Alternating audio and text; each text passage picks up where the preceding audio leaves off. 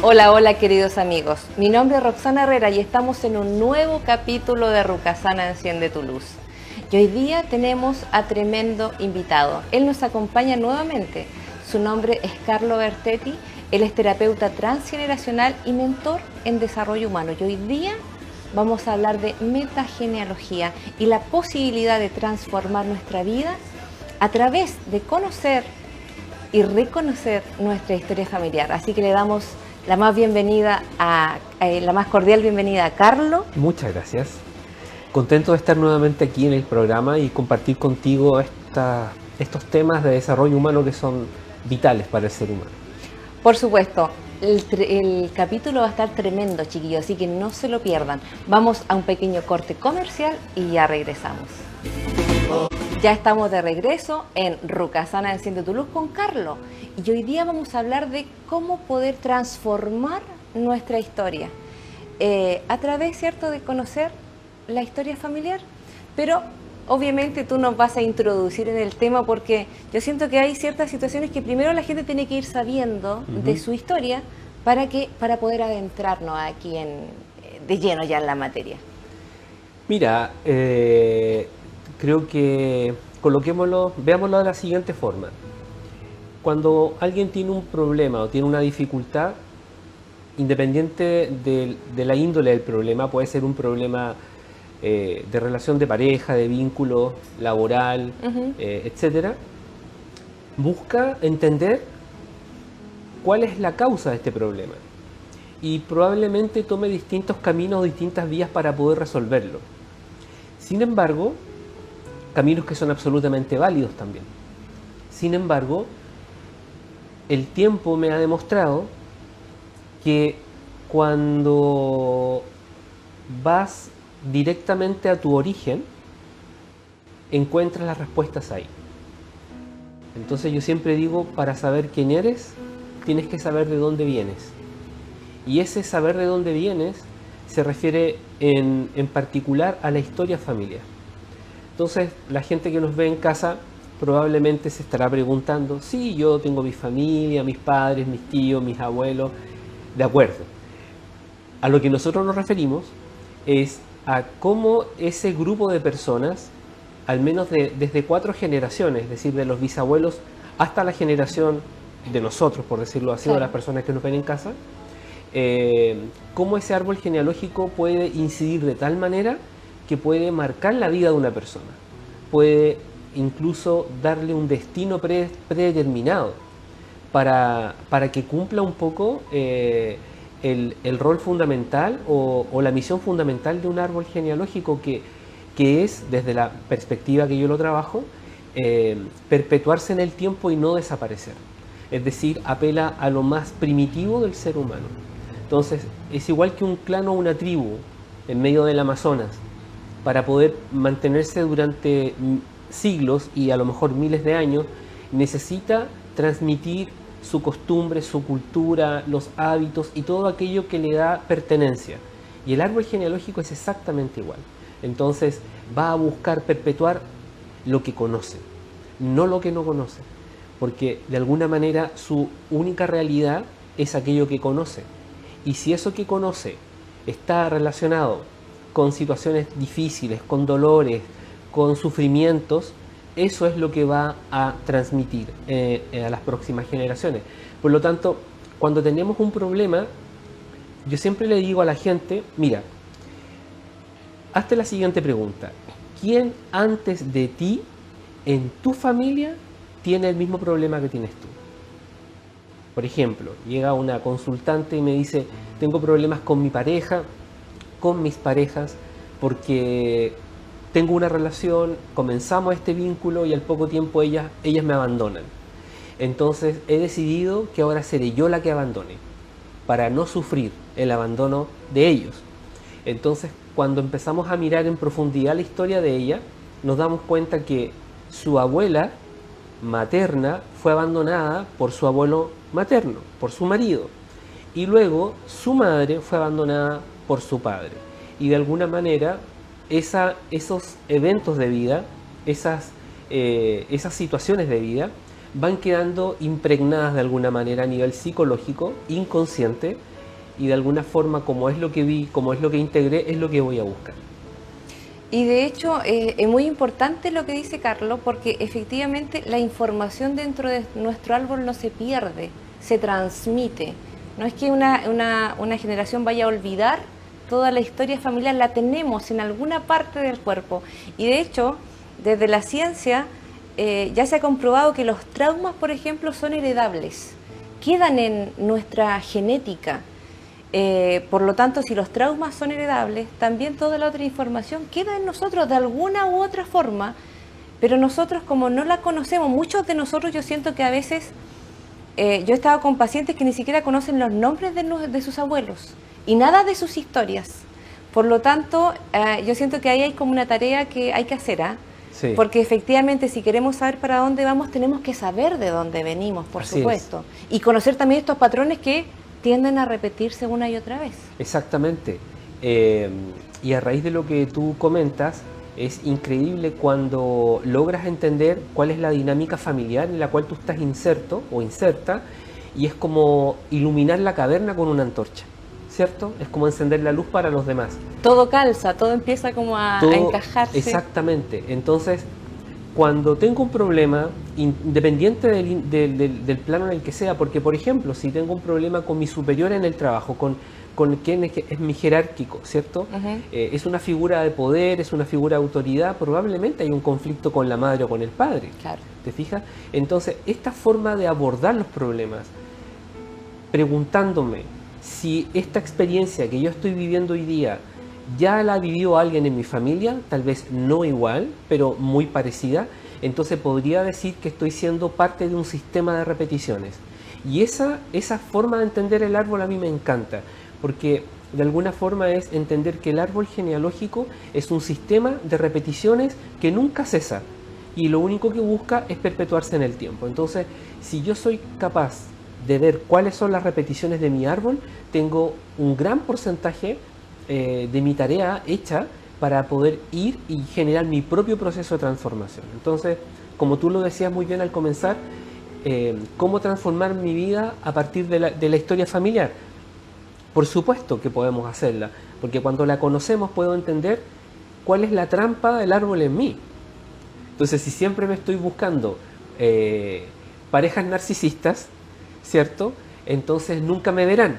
Claro. ¿Cierto? Nunca me verán. Siempre me voy a quejar siempre de por qué no me ven. Exactamente. Entonces la pregunta es, ¿quién era el narcisista en la familia o quién nunca te vio?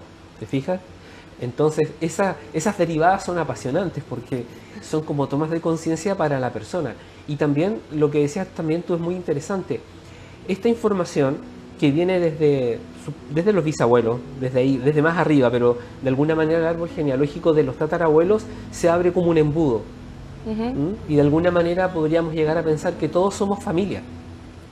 En algún punto, claro, todos nos conectamos. Lo que pasa es que esto después se empieza como un embudo a ser cada vez más estrecho, y llegamos hasta los bisabuelos como nuestra primera generación, ya es mi árbol personal. Claro. Entonces, desde la mirada de la metagenealogía, desde la mirada de Alejandro Jodorowsky, desde esta perspectiva, es el inconsciente el que transmite esta información, ¿cierto? Así como Jung hablaba de un inconsciente colectivo, Freud de un inconsciente personal, Alejandro habla de un inconsciente familiar y dice, todos los miembros de una familia están conectados a nivel psicológico, a nivel de este inconsciente. Por lo tanto, aunque no haya conocido a mi abuelo habita en mí. Aunque no haya conocido a mi padre habita a través de mí. Y desde esa mirada, al menos 14 personas habitan a través de mí. Entonces, aquí viene una cosa muy simpática porque creo que podrás a lo mejor entender lo que voy a decir. Todos en algún momento hemos dicho, no quiero ser como mi madre, no quiero ser como mi padre, ¿cierto? Como renegando un poco de algunas cosas de ellos. Y lo más terrible es cuando de repente uno, como hijo, ¿cierto? Medio rebeldón, dice, ¡ay, mi mamá, qué lata, que me dice algo! Pero después cuando tú te encuentras diciendo de lo mismo a tus hijos, ahí viene como el... Pero terrible, porque tú dices, reflautas. O sea, estoy diciendo lo mismo que me decía mi mamá cuando hacía esto. Y ahí es como el frenazo así, pero claro, en seco, sí. Y eso que dices tú, y por algo coloco el ejemplo, es lo que nosotros llamamos de alguna manera, comillas, como estar poseído por el árbol. Es decir, en ese momento no soy yo el que habla, sino que es mi padre, mi abuelo o mi abuela la que habla a través de mí. Y es el inconsciente el que se conecta a través de mí. Yo soy un canal, pero estoy expresando lo que mi árbol genealógico siempre ha concebido como lo que debe ser. Y lo que siempre se ha dicho son como son frases clave de pronto. Sí. Exactamente. Y como no conoce otra realidad, entonces es lo que va a repetir. Entonces, si en un árbol genealógico hay una dinámica de sufrimiento, decimos que hay un nudo sadomasoquista ahí, entonces siempre el árbol tenderá a sufrir. Entonces es como la historia de la abuela que se daba por entera por los demás, pero siempre se quejaba: ay, que me duele esto, ay, que no tenemos dinero, ay, que falta aquí, ay, que falta allá, y nunca padeció tal escasez, ni mucho menos a nivel material, por ejemplo, pero siempre quejándose. Entonces el árbol va a entender que esa es su realidad y siempre va a tender a hacer que los miembros de este clan familiar sufran de alguna u otra manera. ¿Sabes tú que me estoy acordando que a veces algunos pacientes me dicen: mira, si yo lo miro fríamente, en mi vida lo tengo todo. Tengo un buen marido, mis hijos, tengo una familia buena, no tengo un buen mal pasar, pero no puedo ser feliz. Siento que a pesar de todo esto hay algo que me falta. Y claro, y cuando revisamos hacia atrás, no hay ninguna mujer de su clan que haya podido ser feliz totalmente, por lo tanto ahí está. Claro, exactamente. Y desde esa perspectiva, ahí lo que decimos es, estoy viviendo la vida de la abuela. No es igual, no es el mismo tiempo, no son las mismas circunstancias, pero siento y experimento lo que ella experimentó. Y si de alguna manera el árbol también me ha pedido que yo lleve el nombre de ella, entonces con mayor razón voy a estar de alguna manera honrando ese pasado y trayéndolo al presente. Entonces, de alguna manera, lo que ocurre con todo esto es que el árbol siempre nos lleva a vivir en el pasado, pero nunca en el presente. Siempre estamos trayendo el pasado al presente. ¿Y cuál es el objetivo? El objetivo es poder cortar con el pasado, resignificarlo, sanar ese pasado. Eso lo vamos a ver en el último encuentro que vamos a tener juntos acá, ¿cierto? Vamos a decir cómo sanamos ese pasado, ¿cierto?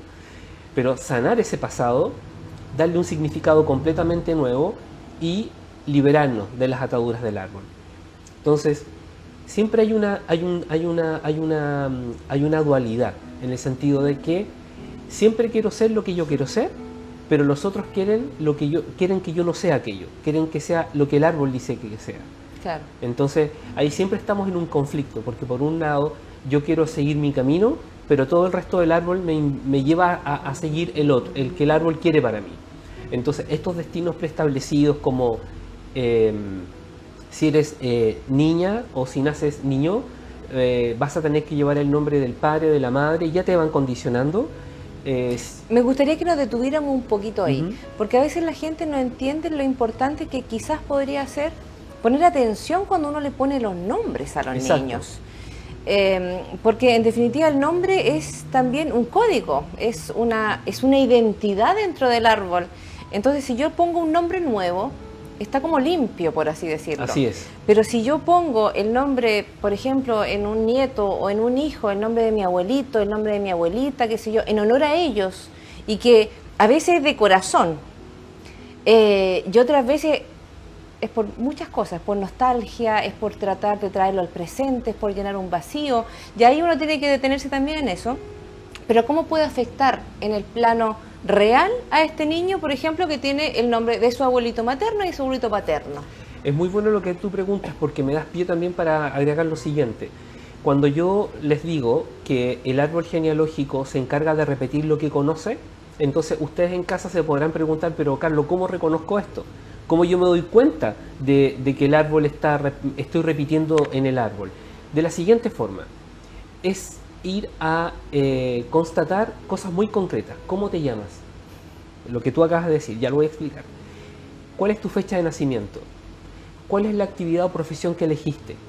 ¿Qué tipo de enfermedades tienes? ¿Con quién te casas? ¿Cómo es el árbol genealógico de la pareja que elegiste como tu esposa o tu compañera o compañero? ¿Cuáles son los conflictos que tú tienes a nivel laboral? ¿Cuáles son los conflictos que tienes a nivel familiar? ¿Qué es aquello que nunca has podido realizar? El dinero. ¿Cómo es tu relación con el dinero? ¿Cómo es tu vida sexual? ¿Cómo es tu capacidad creativa? Todas estas cositas son repeticiones del árbol. Entonces, como decías tú, Roxana, si yo llevo el nombre de mi abuelito, o de mi papá, o de mi mamá, es primero, pues vamos a verlo de una manera como queremos que lleve el nombre del papá, ya porque soy papá orgulloso y quiero perpetuar el apellido y todo lo demás. Pero si vemos un poco bajo el agua, es el inconsciente familiar el que quiere perpetuar a alguien de la familia. Entonces, ¿qué ocurre en aquellas familias donde hay un abuelo que ha sido abusador sexual y ha abusado de los hijos, ha abusado de los nietos, ¿cierto? Que una o dos generaciones más abajo nace un niño y la familia, habiendo repudiado esta conducta del abuelo, le colocan el nombre del abuelo al niño. Entonces dicen, no, el primer nombre no, pero el segundo nombre sí.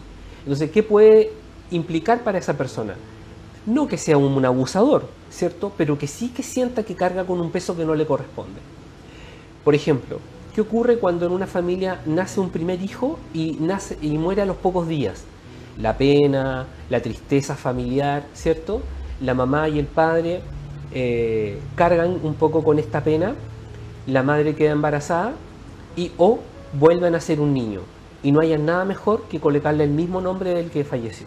Entonces lo que estás haciendo de alguna manera es, en el tiempo esa persona podría tener depresión, sentir que la vida no vale nada, sentir que no avanzo en ningún aspecto de mi vida, por lo tanto cargar con el muerto, en el fondo es eso, llevar el mismo nombre del que falleció y no verlo a él como una persona con una identidad propia, auténtica y como un ser humano llamado a definir una vida a partir de un propósito tal vez. Es como un hijo de reparación, Exactamente. que busca reparar una muerte, por así decirlo, en el árbol. Yo me doy cuenta a veces que las parejas, por ejemplo, cuando deciden ser madre o padre, las motivaciones son como de todos los colores y formas. Así es. Pero muy pocos de los papás dicen, no, yo quiero traer a un ser humano al mundo para que sea feliz, para que se desarrolle. Generalmente es para hacer feliz a un hermano, a una abuelita, para unir al matrimonio, para que sean totalmente felices. Absolutamente condicionado. Entonces resulta que me gustaría que te detuviera un poco en eso, porque para que los papitos también vayan sabiendo que desde la gestación y antes de eso ya le estamos imprimiendo un sello de identidad a ese ser que viene. Así es. ¿Cómo se llamaba este cantante de la década de los 80, principios de los 90? Puelma, ¿Pablo Puelma? Pancho Puelma. Bueno, busquen en YouTube Pancho Puelma, la canción Quiero Nacer, creo que se llama. Será un ingeniero, claro, dice exactamente. el abuelo. Él en esa canción dice, en una de sus estrofas, dice, será un ingeniero, dice el abuelo, será un arquitecto, sería perfecto, mejor y si es un artista, mejor una niña que cumpla mis sueños. ¿Ah? O sí. Mejor empresario será millonario, un escritor famoso, un físico loco. Y el bebé dice, yo solo quiero aprender a respirar. Entonces, esa canción de alguna manera conecta muy bien con lo que tú dices, porque el árbol de alguna manera imprime, antes de nacer a este nuevo ser, una serie de factores que lo determinan y lo condicionan en la vida. Desde el nombre, el sexo y todas las proyecciones que de alguna manera va haciendo la familia antes de que nazca. Entonces, como dices tú, no, es que quiero un hermanito para el niño. Para que no quede solito. Para que no quede solito. Entonces, papás, ojo con eso, porque lo que están haciendo, están amarrando a ese hijo o a esa hija a cumplir un destino que no es el de él o el de ella. ¿Ya? Entonces, cuidado con cuál es la intención que hay detrás de gestar un hijo o una hija.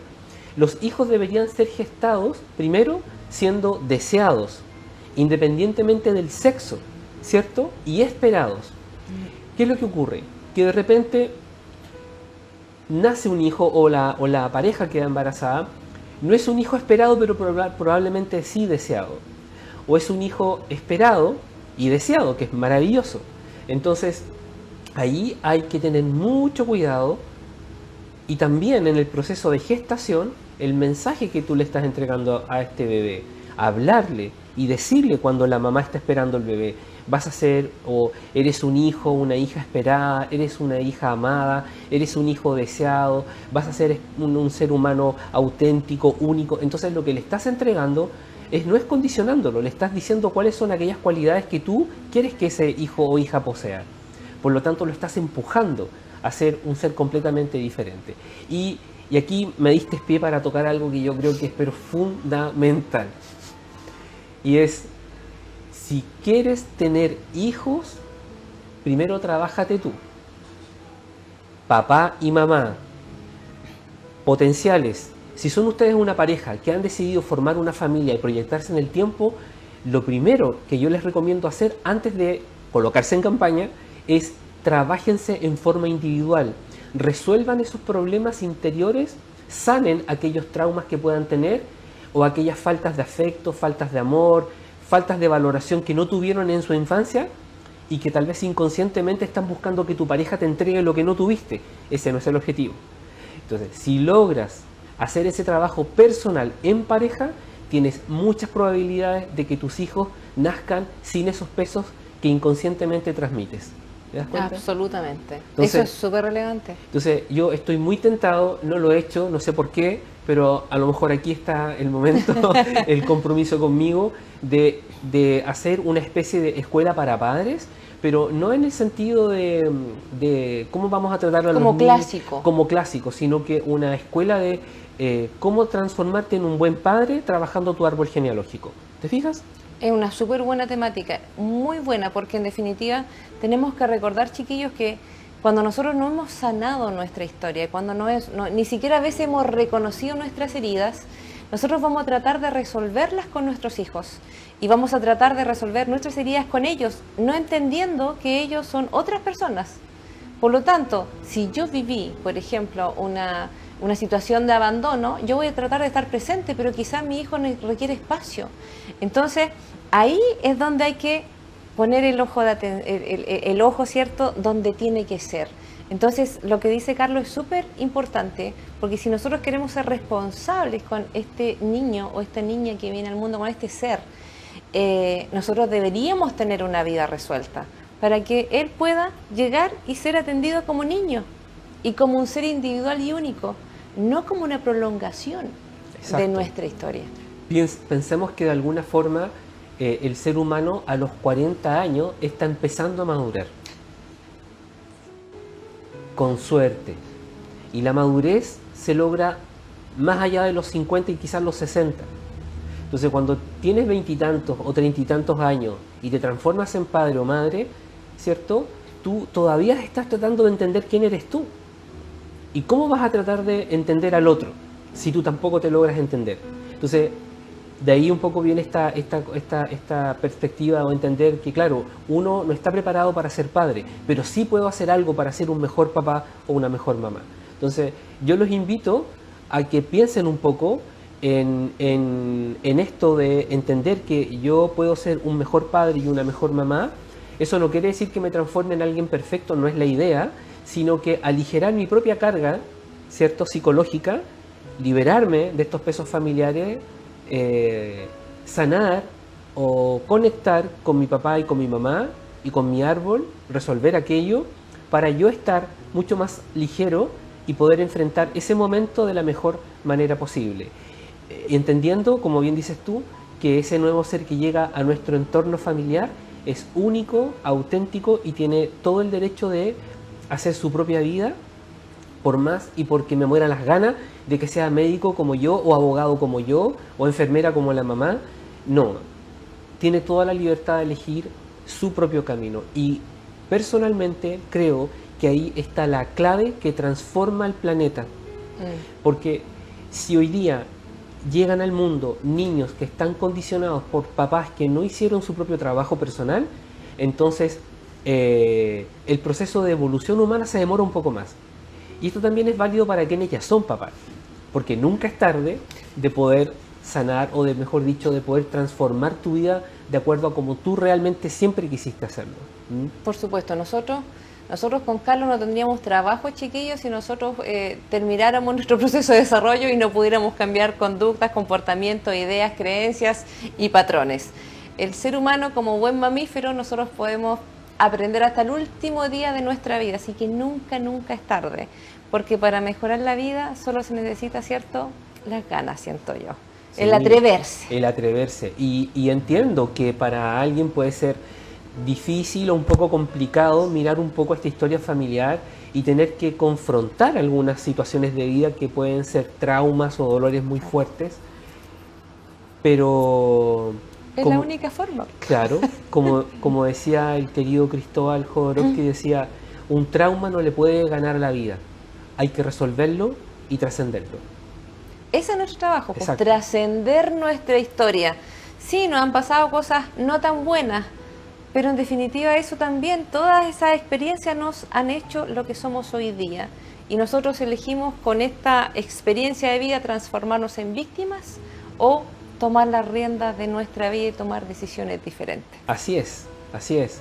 Y de alguna manera cuando las personas que me toca atender inician estos procesos, llegan por un algo muy concreto, pero después cuando vamos desenredando la madeja se dan cuenta que este problema con el cual llegan se debe a otros factores.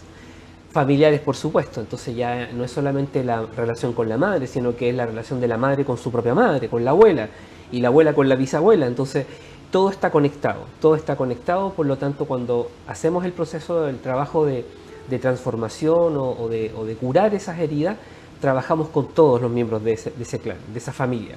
No, obviamente con la persona que consulta, pero también estamos tocando a todas las mujeres de esa familia. Y siempre les digo y les propongo a ellos que una cosa es el destino que el árbol te legó, ¿ya? A mí el destino que el árbol me legó fue llevar el nombre de mi padre, ser el hijo mayor y tener que dar el ejemplo, ¿ok? El de alguna manera dar el ejemplo a mis hermanos, entonces eso también significaba que yo tenía que comportarme de una cierta forma, el hermano que venía después de mí era completamente diferente, etc.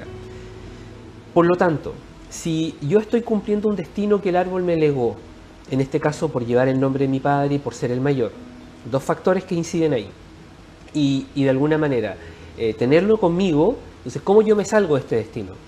¿Cuál es el primer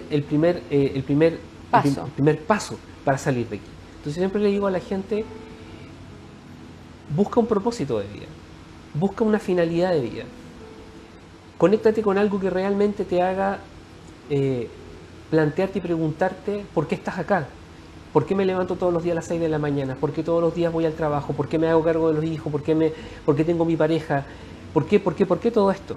Entonces, si tú tienes un propósito o una finalidad de vida que encauce todo ese proceso, vamos a estar de alguna manera separándonos un poquito del árbol.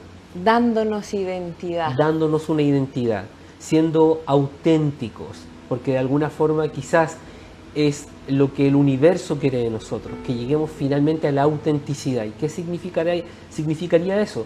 El momento en el cual me siento absolutamente libre de todos los pesos culturales, sociales y familiares. Y siento que soy realmente quien quise ser. No importa que tenga 80, no importa que tenga 90 años, pero siento que antes de dar el último suspiro, el último aliento, decir, finalmente logré el trabajo que vine a hacer en esta existencia. No, maravilloso. Y eso es una cuota de esperanza también para cada uno de nosotros. Esta cosa está que arde, chiquillos. Vamos a volver a conocer un poco más del árbol. Vamos a hablar un poco de la mamá y el papá, también la importancia que tiene. Y meternos un pelito también en los hijos. En estas posiciones que tienen dentro del árbol, sí, y que también van a pesar en nosotros de forma diferente. Es diferente ser un hijo mayor, el del medio, el menor, por supuesto que sí. Así es que nos vamos a una pequeña pausa comercial y ya regresamos.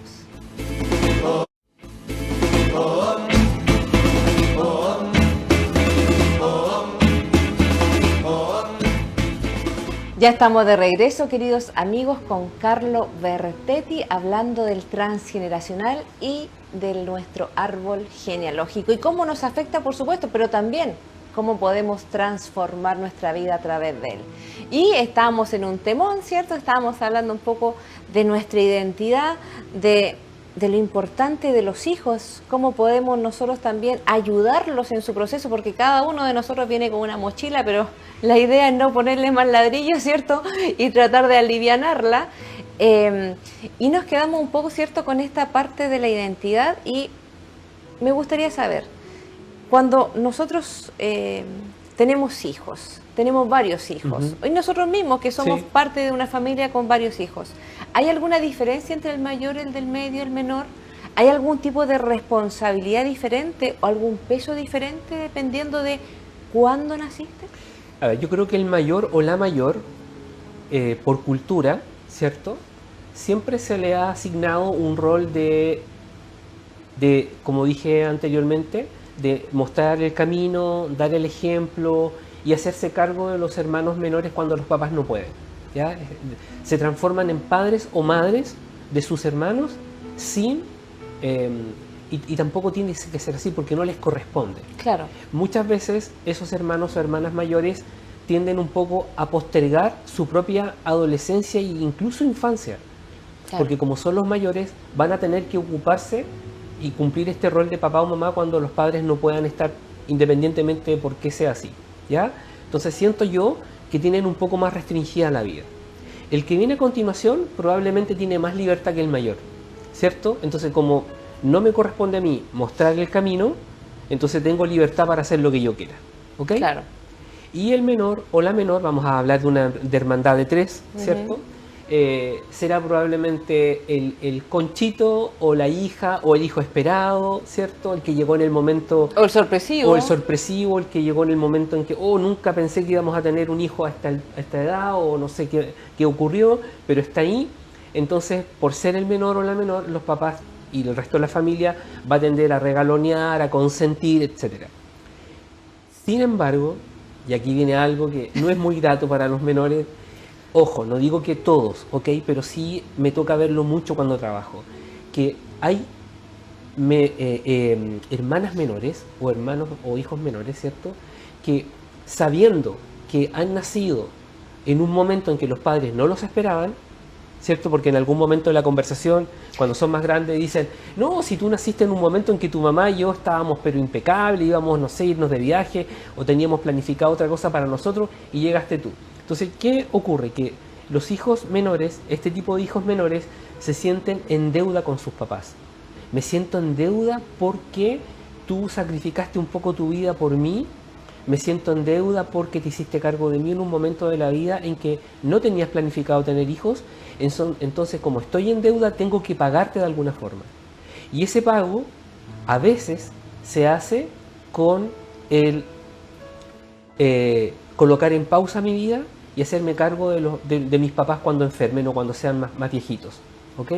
Entonces, me ha tocado ver mujeres de 53 años que nunca han tenido una relación sexual, que nunca han tenido una pareja, porque la familia y la cultura familiar les dijo que tenían que hacerse cargo de los papás. Este mandato, que a veces es inconsciente, pero que también a veces es consciente. Es los papás consciente. Dicen, exacto, voy a tener este hijo para que me cuide en la vejez, por ejemplo. Así es. O por ejemplo, cuando le dices al hijo mayor, cuando yo no esté, tú te harás cargo de la familia.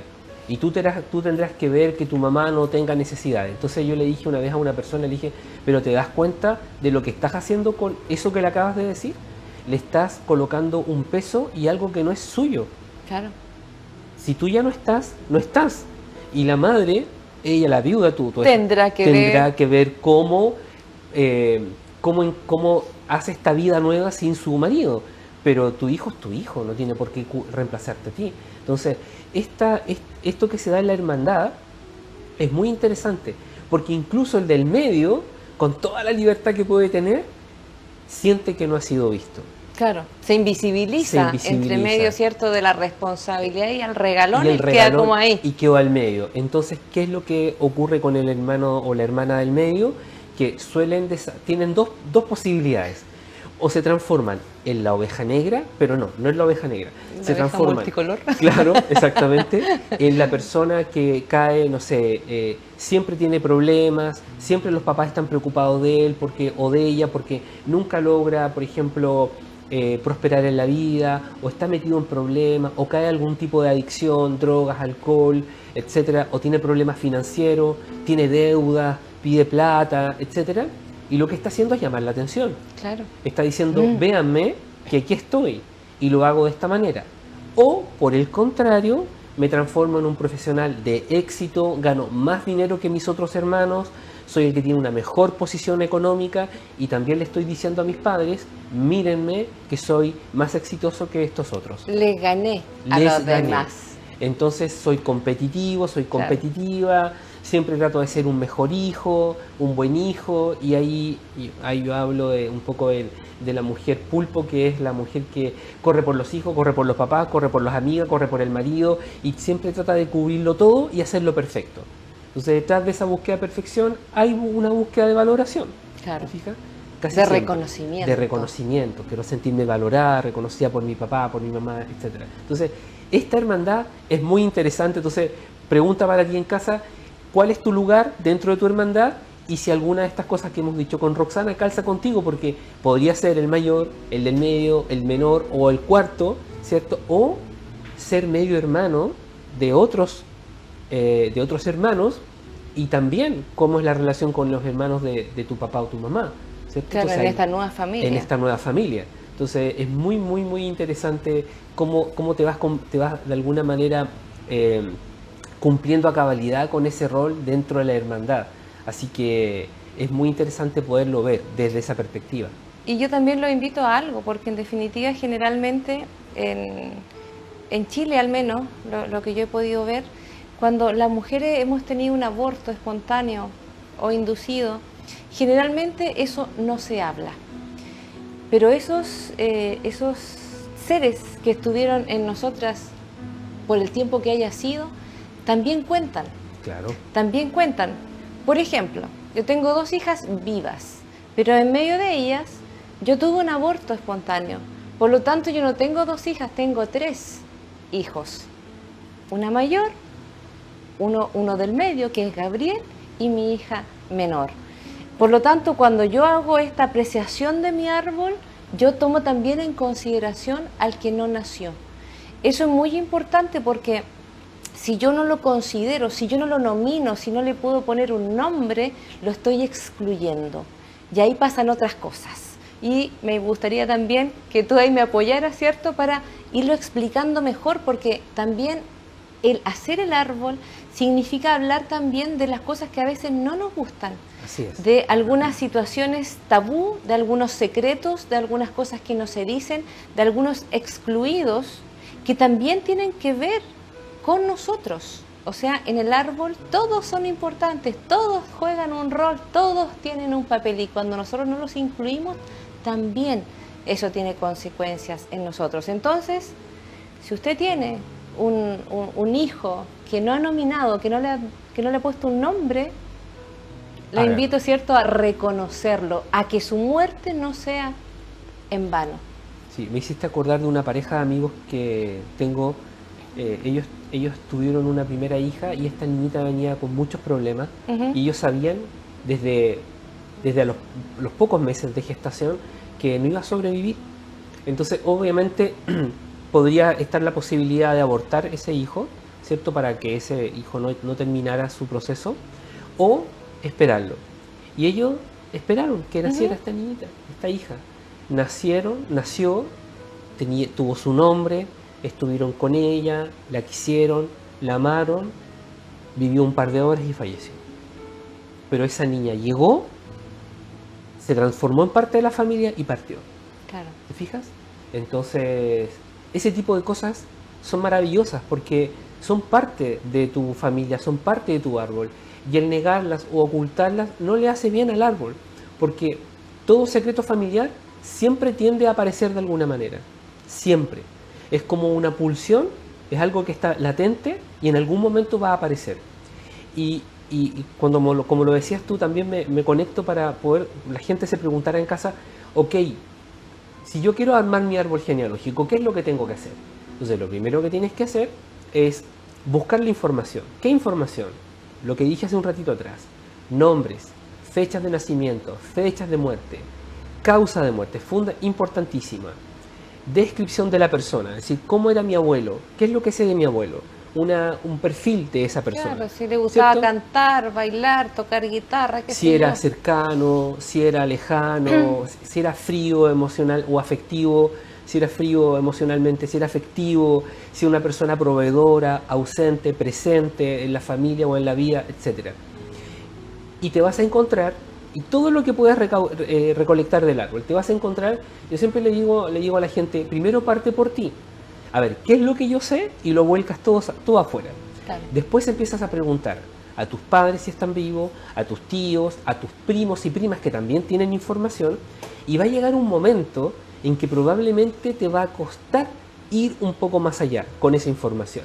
Entonces, alguien podrá preguntarse, ¿es frustrante?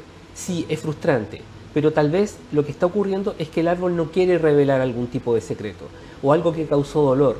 Ahora piensa un poco en esto. ¿Por qué se ocultan los secretos? Porque socialmente te apuntan con el dedo. Claro. Es como una familia que socialmente no puede ser mal vista. Entonces, ¿qué ocurría cuando la hija menor o una hija a los 15 años tiene un bebé, una guaguita? El padre la pasa como la hija menor, ¿cierto? Porque es una vergüenza social, Sí. que esta familia se apuntaba con el dedo, mira, esta hija tuvo un niño como Oye, madre soltera. y uno piensa que eso sucedió hace mucho tiempo, No. y no, hay situaciones que están pasando ahora. Ahora, ¿Sí? exacto. Entonces, cuando el árbol te dificulta encontrar información, es porque el árbol está manifestando una resistencia. La resistencia quiere decir, yo como árbol, es como si colocaras una bandeja con muchas botellas, y a medida que vas sacando botellas, la bandeja va perdiendo equilibrio, estabilidad. El árbol es igual. El árbol no quiere revelar secretos, el árbol no quiere transformarse, el árbol no quiere cambiar.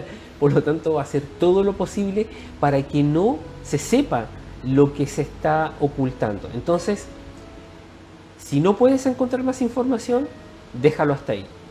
Pero el árbol siempre habla a través de ti. Entonces, ahí viene un proceso que es el proceso de análisis del árbol genealógico que hago yo, en el cual intuitivamente y a partir de ciertas leyes podemos establecer lo que no se quiso mostrar, lo que no se quiso revelar. Entonces sí podemos darle al árbol una interpretación completa. Esos espacios vacíos, esa información que no tenemos del bisabuelo, podemos intuir qué es lo que ocurre ahí. Ese abuelo que se fue y abandonó a la abuela que tenía 12 hijos, ¿cierto? Podemos intuir qué ocurrió con él, podemos saber qué ocurrió con él. Entonces, porque toda la información está en ti. Siempre está en ti.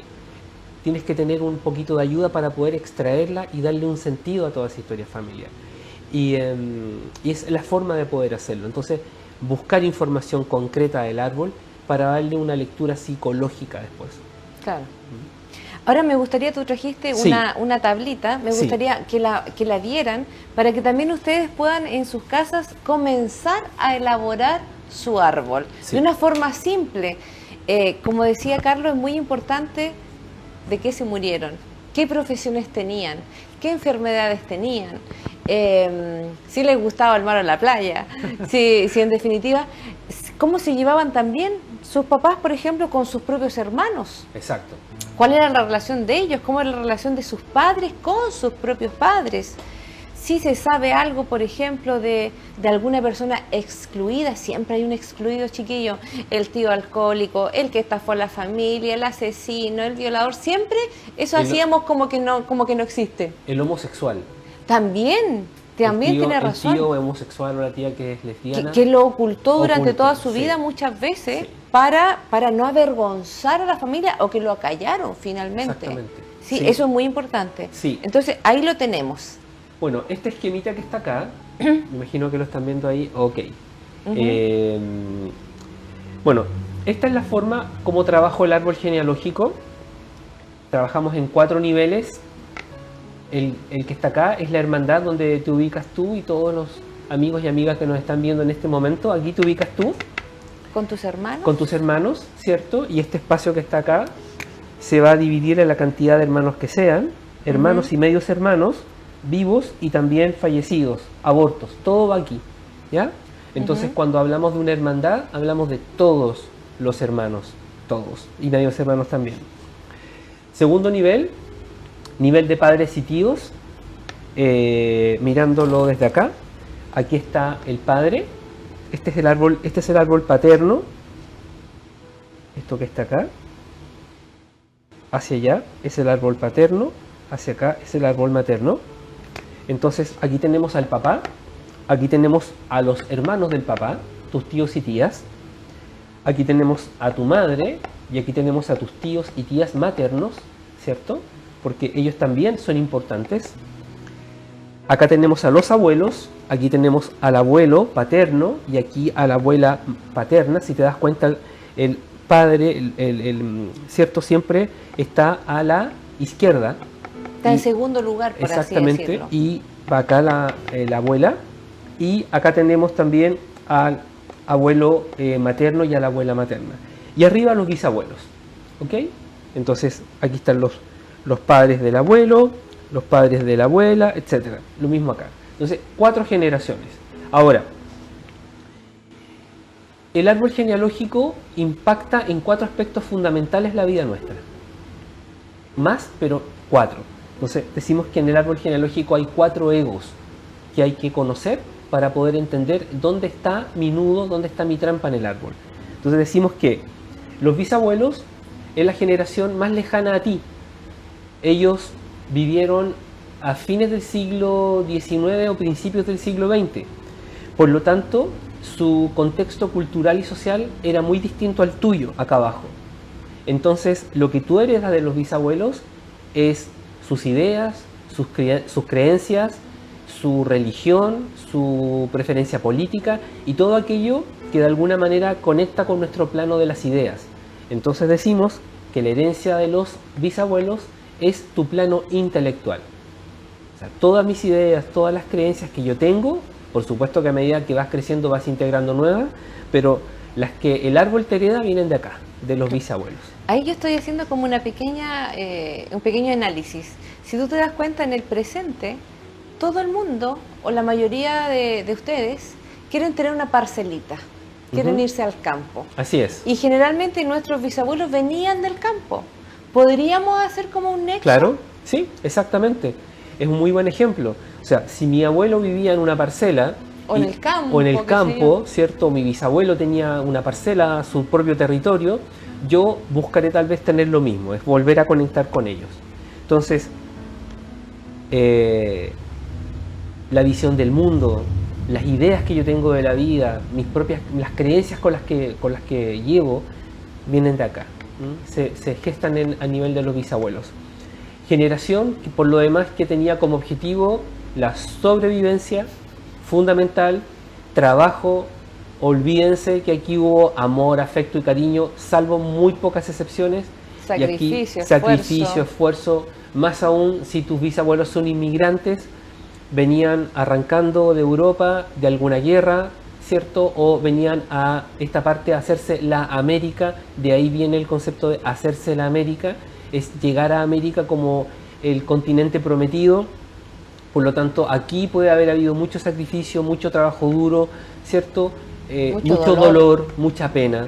Imagínate, abandono el país de origen y corto con mi familia. El desarraigo está marcadísimo. Por eso es que hay algunas personas que viajan y viven en distintos lugares del mundo, pero nunca saben cuál es su propio territorio. Y dicen en un momento, quiero echar raíces. ¿Te das cuenta? Pero el abuelo vino de Austria, por el otro lado venían de España, ellos vivieron en distintos países y en un momento dicen, quiero echar raíces. Entonces ahí hay que decirle de alguna manera que eres un habitante del mundo, la tierra es tu casa. Hay que poner los pies en la tierra. Sí. Y nos quedan poquititos minutos, Carlos. Así que ya nos dimos cuenta, se nos pasó el tiempo volando. Bueno, ok, y continúo. Abuelos, plano emocional. Hay que imaginar a los abuelos siendo niños en relación con sus padres y hermanos. Entonces no hay que imaginarse al abuelito, a la viejita, a la viejita tierna. No. Imagínate a tus abuelos y abuelas siendo niñas y niños y cómo era su vida emocional con sus papás, con ellos. Padres, de donde tú vienes, donde tú naces, plano sexual creativo. Tu vida sexual y tu vida capacidad creativa viene de acá. Y hermanos, mundo material. ¿Cuánto fue lo que me tocó? ¿Cierto? ¿Cuál es mi territorio? ¿Cuál es mi territorio?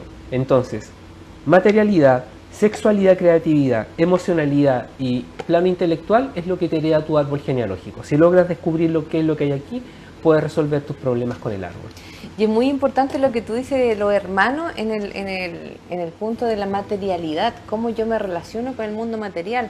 Porque en definitiva, si yo no me he sentido vista, si por ejemplo fuimos 10 hermanos, obviamente mi posibilidad de que me vieran era mínima.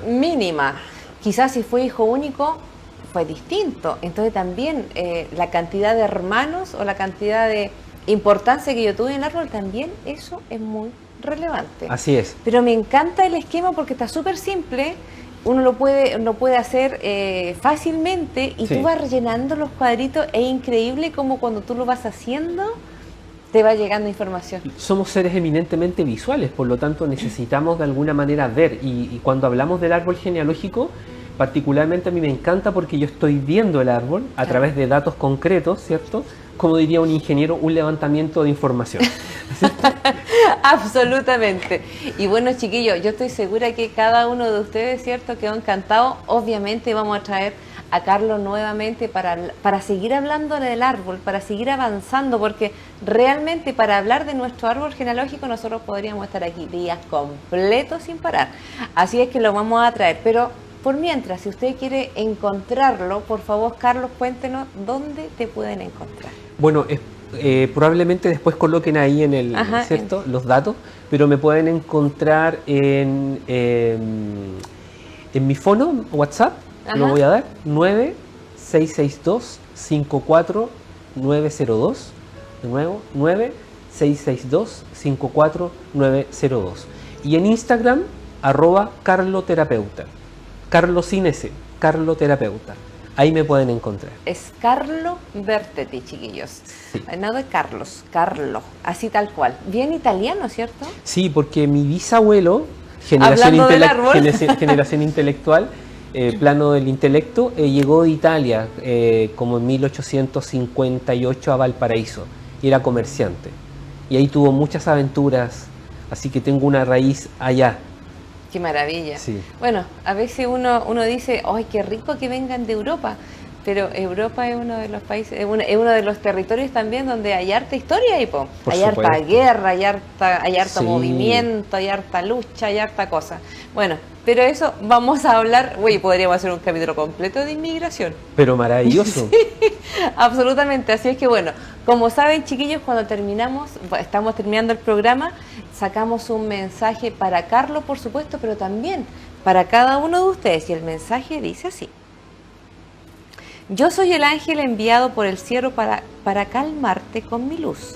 Confía, deja atrás tus miedos, confía en los ángeles, nosotros estamos cerca curándote con dulzura y serenidad.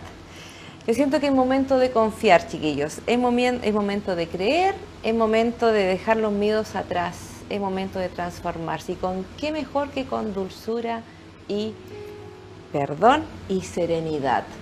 A no perder la calma, a no dejar que el corazón de alguna forma, ¿cierto?, se nos amargue. Ya ha habido bastante amargura y sufrimiento hacia atrás, así que yo siento que es momento ya de dar el salto hacia adelante. Así es que a no olvidar, chiquillos, a pensar menos y a volar más. Y por favor, Carlos, te dejo las pantallas para que puedas despedirte de los televidentes.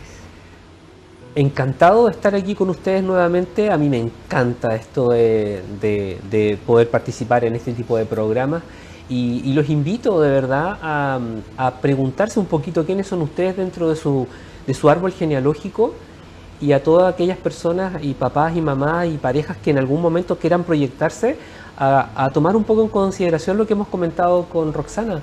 Nada más bello que traer hijos al mundo, habiendo tú hecho primero tu propio trabajo interior, habiéndote procesado, habiéndote transformado y estar con tu corazón dispuesto a recibir este nuevo ser que va a requerir mucho de ti y va a requerir tu amor, tu ayuda, tu acompañamiento para que en algún momento lo puedas dejar volar.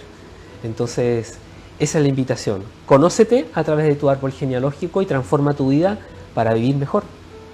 Fantástico. De hecho, tenemos que ser expertos en nosotros, pero también expertos en nuestro árbol, para ir sabiendo ahí dónde hay que picar, como digo yo. Así es que espero que les haya gustado el programa. Si no ha podido ver alguno, en Rucasana Herrera en YouTube lo puede encontrar.